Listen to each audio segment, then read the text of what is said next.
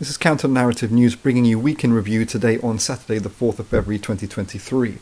Really wanted to just reflect briefly upon the shifts to the right and the far right in culture and politics and social relations in this last couple of decades, but really it's been on a lot of people's radar when Trump ascended to the White House and the presidency in the USA, the Brexit victory here by the increasingly right-wing and now far-right Tory government, the Brexit victory in June 2017, and also other far-right nationalist governments, be it in the form of Moscow and Russia, but also NATO members such as Poland, that has basically a far-right nationalist government, and also Hungary's Orban leader, also Italy, has had a succession now of many years of far-right ministers, and now the Prime Minister Meloni as well. But this story goes back much further than just 2016 or 2017. It can be. I mean, it depends on various places where in history you really want to start. You could start arguably centuries and even millennia ago, and in terms of the way that modern capitalism emerged and developed, using racism as a mechanism for its development, which is most brilliantly laid out in Cedric Robinson's Black Marxism, which we'd encourage everyone to study and engage with. But also in the modern sense, you can root it to perhaps the selling out of the left towards a form of social fascism, most graphically illustrated by Benito Mussolini, the once radical socialist anti-colonial leader of the left in Italy, who then, at the advent of the First World War, became a supporter of Italy in the inter-imperialist war, and which the Bolshevik leader Lenin very clearly and militantly denounced as quote-unquote social chauvinism or quote-unquote social imperialism, which really is leftist-sounding rhetoric and phraseology with a cover of quite vicious Western or capitalist colonial nationalism. Again, it's very much personified in the form of Mussolini and Hitler. Hitler, for his part, had the National Socialist movement, which was the Nazi movement as well. If we just zoom forward, because time doesn't permit us to go through all of these things in too much details, perhaps another time we can fill in the gaps. But in the modern sense, really, the right wing starts to emerge on the basis of the defeat of the actually existing socialist bloc, which was the USSR and East European socialist democracies and other socialist states, Yugoslavia and some others. And so that's really a victory of the right wing. It's the victory of Thatcher and Reagan's project and their global alliance. And then one of the biggest political developments that happens is the Iraq War and opposition to that, which was very popular and widespread, including in Western nations, including the USA, Britain and France. And it was in the anti-war movement around Iraq, really, that the right wing managed to infiltrate that. And then the left and the radical left did not achieve traction through the anti-war movement, but the right wing did. Even the concept of quote-unquote globalization is a shift away from revolutionary socialist and radical leftist or even black Marxist understandings. It allows a different type of framework which is really rooted in the right and the far right, and also the far right conspiracy industries really gained traction in this political period and very much facilitated by social media, by YouTube comments, by online gaming, and by other online message boards and social media.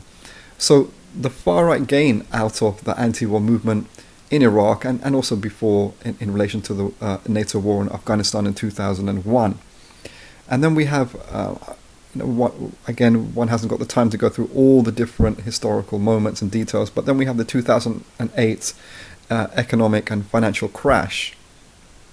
That puts working class people globally in a suddenly more precarious situation, and again the right wing take advantage of that. Nowhere in this story of the last 2 to 3 decades has the left achieved historic victories going forward. Definitely not in the West. The only region that's happened in a marginal sense is so-called Latin America, the south of the border, of the US-Mexican border.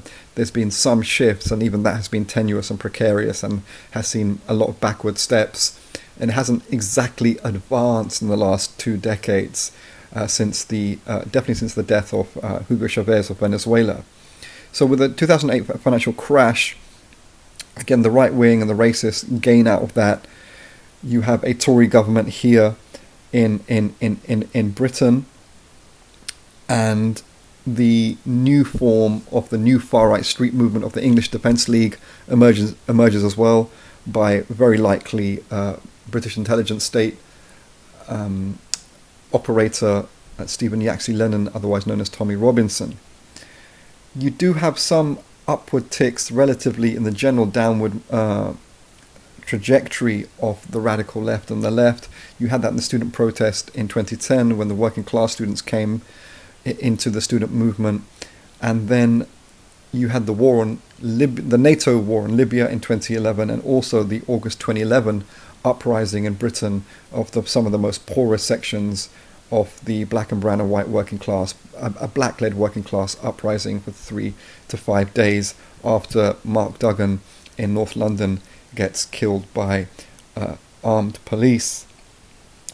One mentions 2011 because both with the NATO war on Libya and with the August 2011 uprising, with the NATO conflict in Libya destroying an important socialist and Pan-African and Pan-Arab state, again, the right wing gains. The left and the liberals generally supported the NATO operation in Libya in 2011. There's very, very few leftist people in the West that opposed that war. And the right, and very much Putin's Russia Today, postured as some kind of a critical and oppositional voice to the NATO conflict there.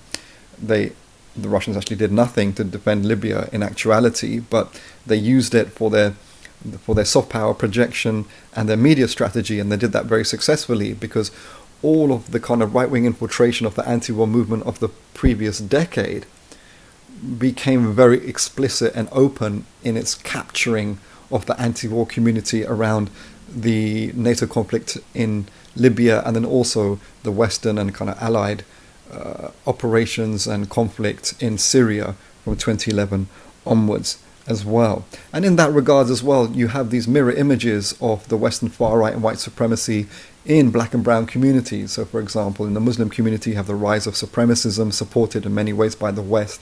In the Hindu community, similarly. In the Sikh community, similarly as well.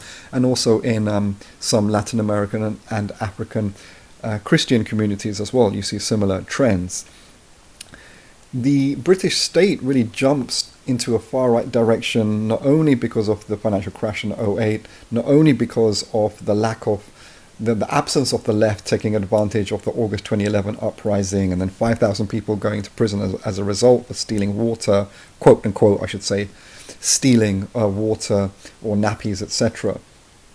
But it's with the 2014 defeat of the Scottish independence forces at the Scottish referendum that the British state jumps towards the far right very quickly.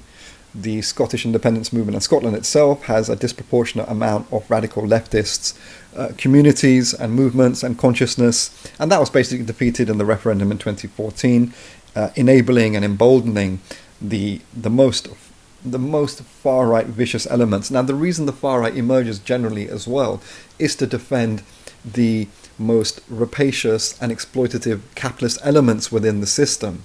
So as the capitalist system needs to become more vicious and violent in its exploitation and oppression, they need to divide and deflect people away from their own culpability and responsibilities, and that's why all of this very oppressive frameworks of racism and misogyny, etc., gets pumped out by the leading sections of the colonial capitalist ruling classes. And then we have the 2017 Brexit victory, which is really the politics of the far right then embeds itself within the government in Britain in the form of the Tories, and they take advantage of that. They viciously attack the African Caribbean community around the quote-unquote Windrush scandal, the Grenfell fire, as well, which nearly 100 people died as a result of systemic negligence by landlords, local authorities, the fire brigade, local councils, and the Tories, etc. And then people like Priti Patel and now Suella Braverman and others, very much the kind of the black and brown facing of the new far right and the new fascism, further developed their attack through the Rwanda policy, so called, the expulsion in a dirty deal done by the British in alliance with the reactionary Rwandan state to expel legitimately people seeking asylum in Britain being removed to Rwanda. That hasn't actually happened so far, but that's the plans for the Tories to make that happen. The weaponization of the so-called small boats, people arriving on small boats and dinghies to the British coastline, mostly from France, has also been weaponized by the far-right Tories as being somehow an existential and primary problem for all the people in this country. And then in the media, now if you go to your TV channel and flick through the channels, you have now several right-wing and far-right TV channels. You have GB News, you have Talk TV, Sky News is pretty much toes the capitalist colonial line as well. Before you had Russia Today, which was Putin and Dugin's channel, which was pumping out a lot of anti-migrant and far-right messaging and talking heads and frameworks. But now you have another two, as Russia Today has been removed. It's been replaced by GB News and Talk TV as well. And so all of this put together, and one should also include, even when social media wasn't run by Elon Musk, before Elon Musk, Donald Trump still had a Twitter platform in which he could threaten whole nations with a nuclear attack and not have his account deleted. There's lots of people with accounts who say much more meeker things that see their account deleted for much less than what Donald Trump did. But now with the sympathizer with the far right, Elon Musk, who is taking over Twitter and other platforms, you can see the re-establishment literally of far right platforms on there as well. And if you go onto other social media platforms like YouTube, you can just see on your feed just an incessant amount of far right advocacy. For example, in the form of Andrew Tate, whose name seems to be just everywhere with the algorithms across social media.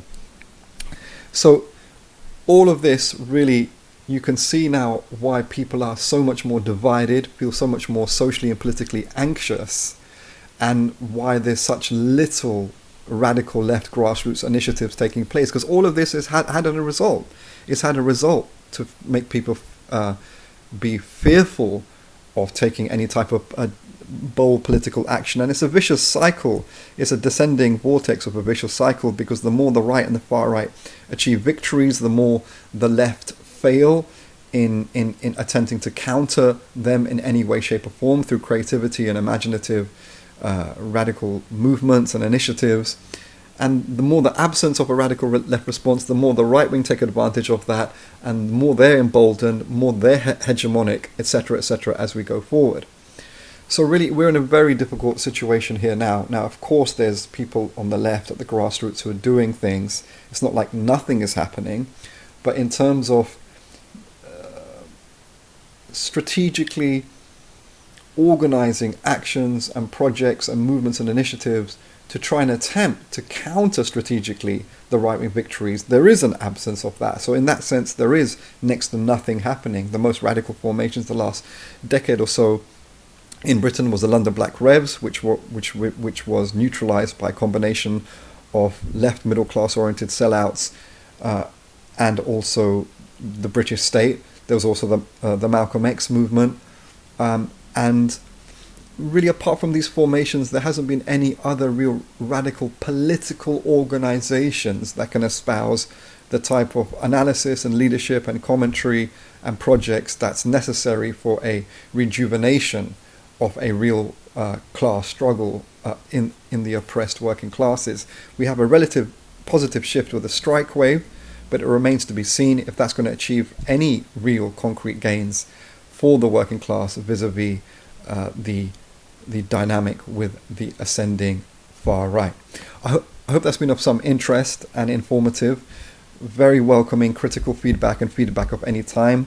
Please do continue to subscribe and encourage others too. Counter Narrative News is the only independent, radical left, pro-black liberation, anti-misogyny, pro-anti-imperialist independence daily news analysis service that's out there currently. Please do support us by encouraging people to engage with our work. All the best.